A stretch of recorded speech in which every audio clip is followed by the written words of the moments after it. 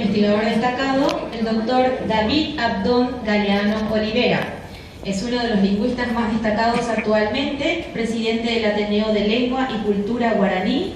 Es galardonado por su trabajo en la educación y popularización del idioma guaraní dentro y fuera del país, por academizar la lengua y permitir la divulgación de las otras culturas autóctonas. Ha ayudado a mejorar el guaraní en Internet. Tiene varios libros publicados sobre lengua y cultura guaraní.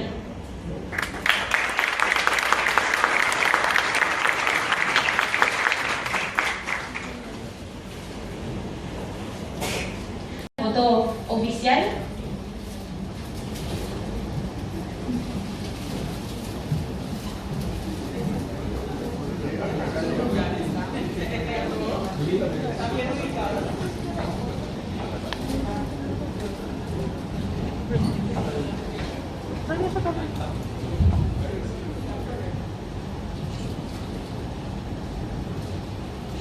¿Se escuchan los aplausos?